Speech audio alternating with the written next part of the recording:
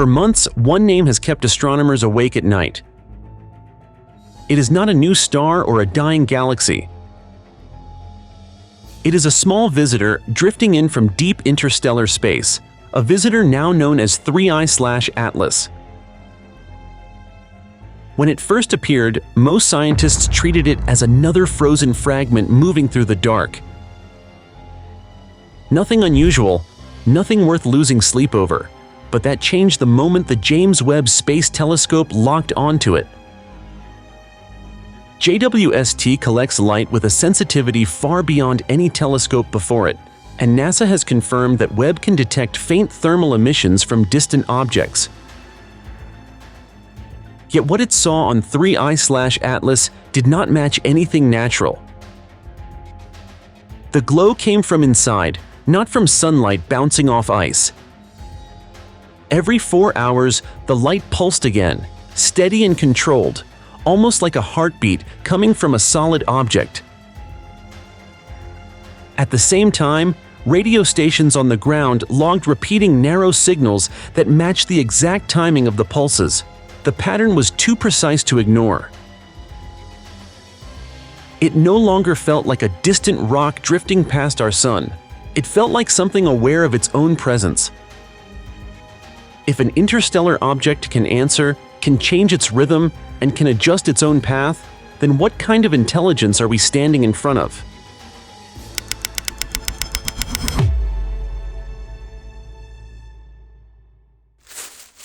When 3I/Atlas first appeared in July of 2025, it looked like the kind of object astronomers see every few years, a faint line of ice coming in from interstellar space, cold, quiet, and moving on a path that would carry it past the sun before it disappeared forever. Reports described it as nothing more than a drifting shard, the third interstellar visitor ever recorded, but still too small and too dim to spark any real interest. Most teams logged the detection and moved on. Space is full of debris, and no one expected this piece to be any different. The mistake was assuming it would behave like everything that came before it. For weeks, 3I/Atlas stayed quiet, slipping through the outer solar system with no visible changes. Then James Webb turned its mirrors toward it, and the story shifted. At first, the numbers coming back from the telescope confused researchers. The brightness curve showed a slow climb that did not match sunlight. Webb had seen other faint objects brighten before, but this rise did not follow the thermal models used for comets or icy bodies. It seemed to lift from within, as if the glow belonged to the object itself. Then came August 18th. During what should have been a routine observation window, 3I/Atlas increased its brightness by 40% in just 1 hour. No natural visitor had ever done that. The rise was too clean, too sudden, and too focused. Teams on the ground checked for instrument errors, but every telescope watching the object reported the same change. While scientists tried to explain the light, a second anomaly appeared. The object adjusted its path. Interstellar bodies follow gravity and nothing else. They do not drift off course on their own. They do not shift their angle in real time. Yet the trajectory plot for 3I/Atlas bent by a measurable amount, not because of a collision or a burst of gas, but because the object changed direction as if responding to something. That moment forced many to reconsider what they thought they were looking at. From that day forward, the pattern held. Every new observation pushed the object further away from anything that could be called natural. The glow, the pulses, the path changes, all of it built a picture no one wanted to accept. The third interstellar visitor was not acting like a visitor at all. It was behaving like something with a plan, and this raised a new fear. If this was the third object to enter our system, how many came before it without being noticed?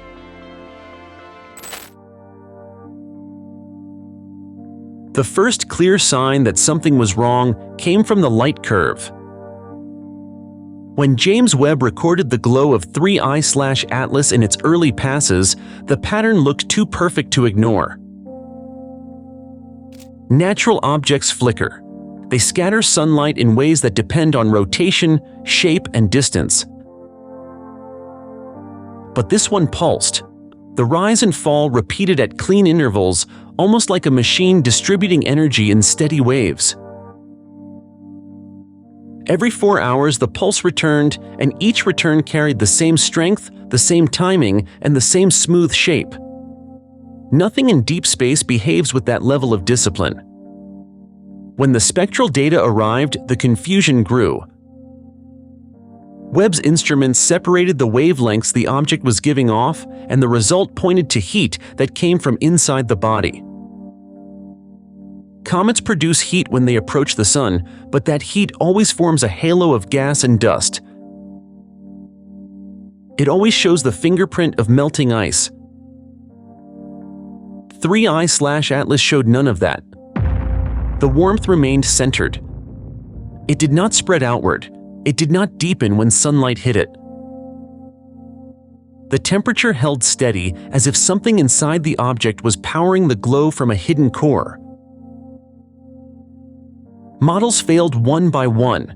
Astronomers tried to match the light to reflective surfaces, but the brightness curve refused to flatten.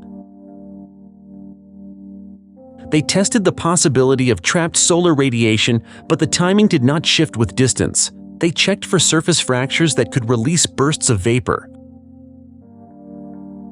Yet no plume appeared in any telescope image. The object released no dust trail at all. The more scientists tried to explain it, the more the data forced them back to the same unsettling truth. The light did not belong to ice or rock, it belonged to a controlled source. Then a new detail pushed the story into stranger territory.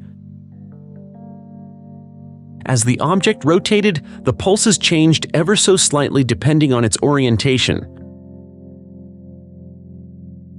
When the side facing deep space turned toward the sun, the rhythm stayed stable.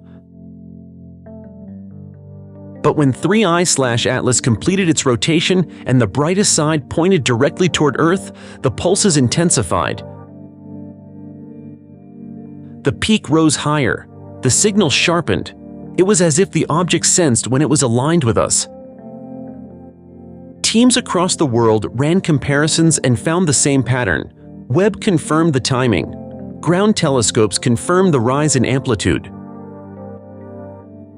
For the first time, astronomers had to consider that the glow was not only internal, but responsive. It brightened when looking at the one place in the solar system capable of watching it closely. It was the kind of detail no one expected to see. And it left a chilling question behind. If the light strengthens when 3I/Atlas faces Earth, what exactly is it trying to show us? The light was strange enough, but the real shock came from the radios. Soon after the brightness spike, several observatories across the world reported a narrow carrier wave coming from the same patch of sky where 3I/Atlas was moving. A carrier wave should drift when it crosses cosmic distances. It should wobble or fade as it passes through dust, magnetic fields, and background noise. This one did not. It held a clean line, steady and sharp, like something designed to stay intact. When researchers broke the signal apart, the pattern grew even stranger. Using Fourier analysis, they found the wave separating into repeating blocks. Natural sources do not organize themselves that way. Noise from stars or plasma storms spreads out like static.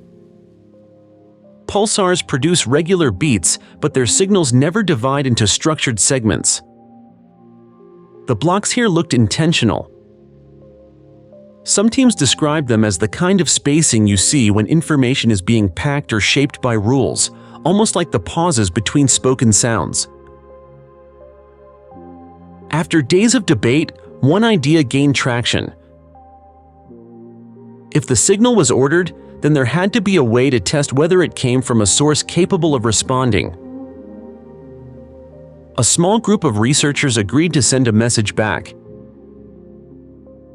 They chose prime numbers and simple constants because those values do not depend on culture or language. Anyone, anywhere, with even basic mathematical awareness could recognize them. The transmission was brief, focused, and sent straight at the coordinates where 3I/Atlas had last been tracked. Then the waiting began. 72 hours passed before anything changed. At first it felt like a coincidence, but the timing lined up too perfectly. The narrow wave returned, but now the blocks shifted in sequence. Each shift matched the spacing of the primes the team had transmitted. It was not a mirror response. It was not an echo. It was a reply that showed recognition of the pattern. Scientists checked clocks, compared logs, and reanalyzed the data again and again. Every time, the numbers fell into the same alignment. Something out there had listened. Then a final twist pushed the story deeper. When analysts compared the shape of the new signal to known archives, they found a nearly perfect match with one of the most mysterious radio events ever recorded. The structure aligned with the famous WOW signal from 1977 with a similarity of 99% in its peak pattern. The question that followed was simple but terrifying. If the match is real, then has 3I/Atlas been speaking to us for far longer than we ever realized? The next shift in the story did not come from light or radio. It came from motion. When the European Space Agency reconstructed the trajectory of 3I/Atlas using data collected over several nights, the numbers refused to behave. Each calculation led to the same conclusion. The object was accelerating and turning in a way that no natural force could explain. Even the most seasoned analysts called the movement unnatural. Normally, interstellar visitors follow simple rules. They respond to gravity. They react to sunlight. They drift according to mass and momentum. If gas escapes from their surface, they may wobble or slide a little, a process known to happen when ice melts in sunlight. But nothing in the ESA model matched those ideas. There was no tail, no plume, no sign of melting material pushing the body forward. The object moved as though nothing was leaking from it at all. Teams checked the possibility of jetting again and again. Jetting would leave a signature. It would create dust or a streak of vapor. It would cause rotation. Yet 3I/Atlas showed no fingerprints of that process. Its spin remained steady. Its surface remained clean. There was no shift in temperature that matched gas release. The models kept failing no matter how the scientists adjusted the inputs. The next possibility involved gravity. If something large passed nearby, a pull could change the object's course.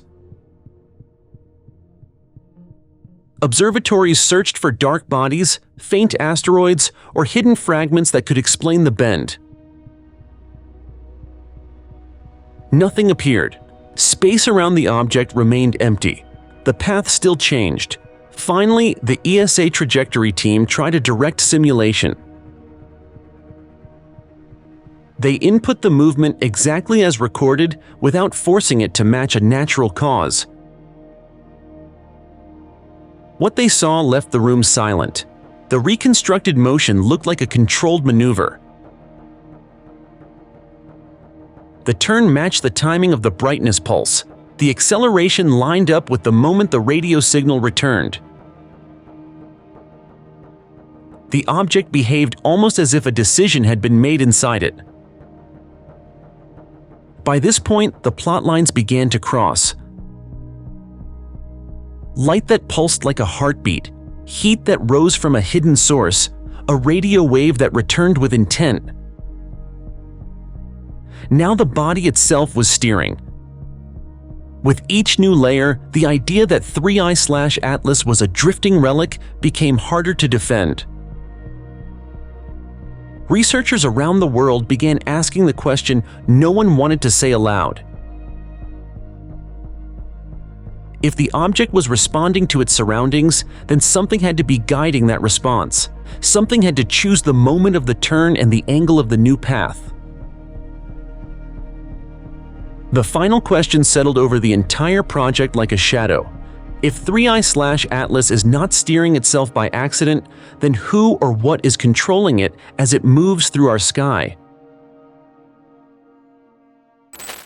The moment that changed everything began with a single high-resolution frame from the James Webb Space Telescope.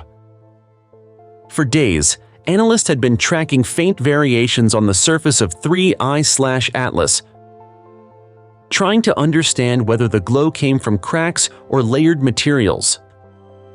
Then one image arrived that immediately broke every assumption. A section of the surface had shifted. It did not crumble like ice. It did not fracture like stone. It moved apart, creating an outline that looked unmistakably like a door. At first, the team questioned the data. Webb does not make errors on that scale. Yet caution demands they verify every pixel. Multiple frames showed the same motion. The surface seam widened slowly over several hours. A hollow space appeared inside, darker than the surrounding shell yet strangely uniform, as if shaped with intention rather than formed through pressure or impact. The hollow chamber did not point toward the sun or toward empty space. It rotated until its axis aligned with a single direction. It pointed at Earth. This alignment was not a drifting coincidence. The rotation halted with a precision that felt deliberate. The hollow cavity faced the only planet that had sent a message to the object.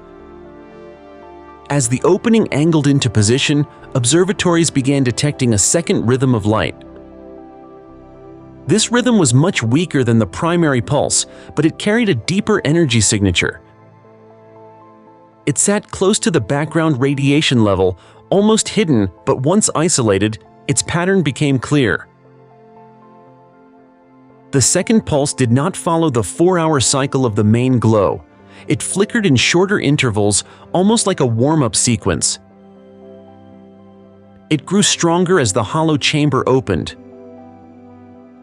No known natural structure creates two separate rhythms of emission, especially rhythms that activate one after another in response to an outside signal.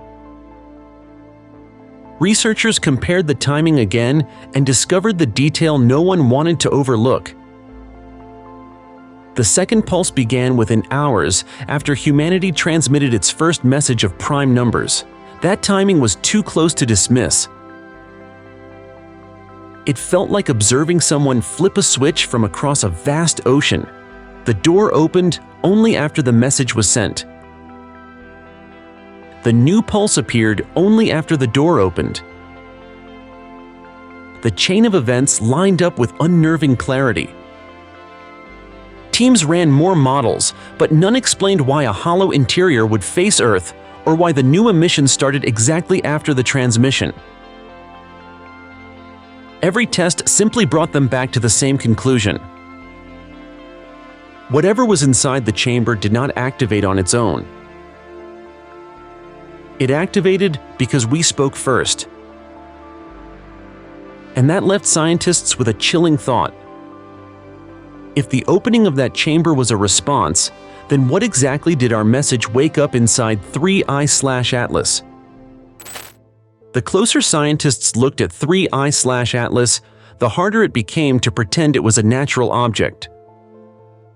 Once the hollow chamber came into view, the next set of data pushed the mystery into territory no one had language for. Webb's spectrographs began isolating wavelengths absorbed and reflected by the surface, and the results refused to match any catalog of known cosmic materials. Instead of common interstellar ice or silicates, the readings pointed to a blend of rare earth metals fused together in ratios that do not appear in nature. The surface reacted to light in a way that suggested a metamaterial engineered to bend and redirect incoming radiation. This discovery already stretched the limits of what anyone expected from an interstellar visitor. But the interior raised the stakes even further. As the chamber remained open, more wavelengths slipped through, bouncing off something deeper inside. The signal hinted at a spiraling form, not chaotic or random, but built around the golden ratio. The spiral repeated across 3 distinct scales, each one mirroring the next. No natural formation shows that kind of mathematical precision. Even biological structures that follow similar ratios grow through variation. This core did not vary. It held its pattern like a blueprint. As the rotation of 3I/Atlas settled into a steady cycle, radio observatories noticed a new stability in the emissions. The entire body behaved like a resonant cavity, amplifying microwaves in clean, uniform loops. The waves did not scatter. They did not weaken with distance. They reinforced themselves as if the structure had been built to maintain coherence, something that would require careful shaping and control.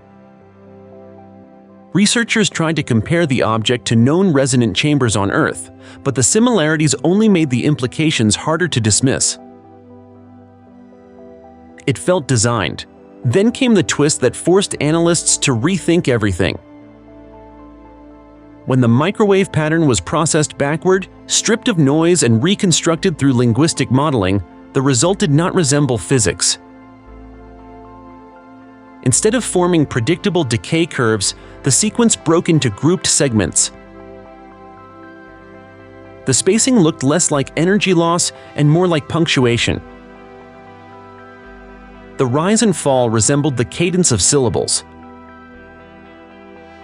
There were pauses, clusters, and transitions that tracked closer to sentence structure than to any natural waveform. It was as though the resonance inside 3I/Atlas carried rules, not randomness. Teams repeated the test with different algorithms and different filters. Each time, the pattern fell back into the same shapes. It behaved like something following grammar, and the question that followed was the most unsettling yet. If the core of 3I/Atlas is shaped to hold a message, not a mechanism, then what part of this structure is the machine, and what part might be the mind speaking through it? As the data deepened, the most uncomfortable details came from the traces hiding between the metallic signatures. When analysts filtered out the strong reflections from the metamaterial shell, a faint secondary spectrum appeared, one that did not match metals or minerals. Instead, it carried absorption lines similar to engineered biopolymers, the kind used in synthetic tissues or advanced biomaterials. These traces were woven into the structure rather than sitting on the surface. They looked like components placed there on purpose, not contamination. The implication was difficult to ignore.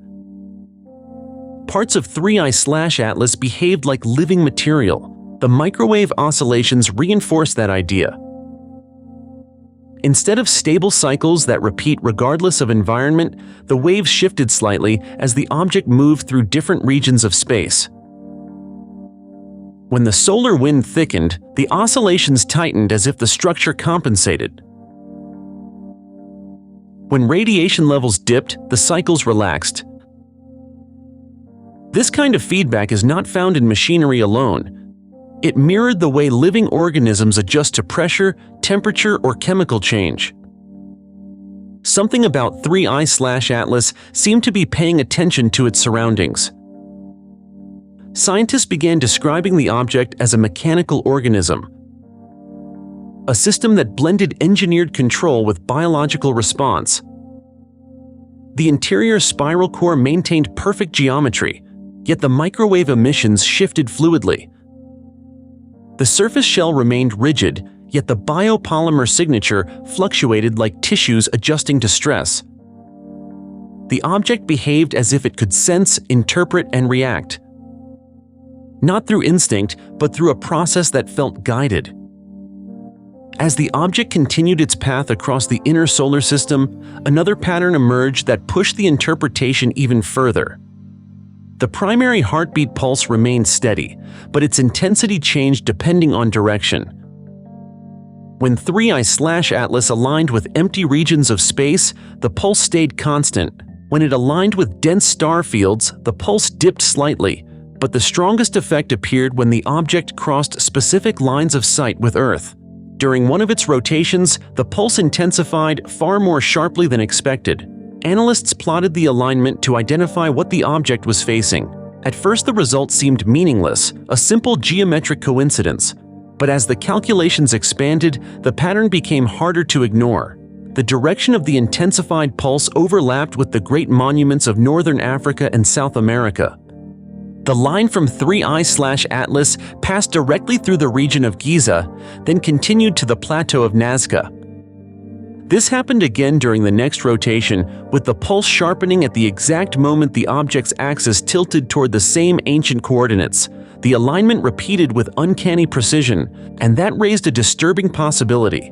If 3I/Atlas reacts to specific directions on Earth, especially those marked by ancient constructions, then the link between technology and biology may not be its only secret. Something in this mechanical organism might recognize patterns we have been trying to understand for thousands of years. After months of watching 3I/Atlas unfold piece by piece, the picture that remains is almost impossible to fit into anything we have ever classified. A glow that rises from within, a pulse that keeps perfect time, a radio signal that answers in the language of numbers, a chamber that opens toward Earth as if searching for a listener, a structure built from alloys no planet forms on its own, a core shaped with mathematical intention, and woven through all of it, the traces of engineered biological material behaving like something that wants to sense, react, and adapt. None of these signs point to a drifting rock. They point to a presence that selects its moments with purpose, even changing its path the way a pilot or an animal might when something captures its attention. Yet through every revelation, one absence has grown louder than all the data combined. NASA has held its silence. For weeks, no official explanation has been offered, even as independent observatories continue to record pulses, signals, and movements that defy natural behavior. Silence can mean caution. It can also mean knowledge withheld until a story becomes too large to contain. And that leads to the oldest question in this mystery. If the WOW signal of 1977 was not an accident, not a stray noise from deep space, but a greeting, then what exactly is answering now? And more importantly, who was that greeting meant for? Because the possibility remains that 3I/Atlas is not arriving for the first time. It may be returning to a place it already knows. So now the question passes to you. What do you believe 3I/Atlas truly is? An ancient machine crossing eras we cannot imagine? A technological organism built to learn? Or something entirely new that does not fit any category we have? Share your theory in the comments and subscribe to follow what comes next when NASA can no longer stay silent.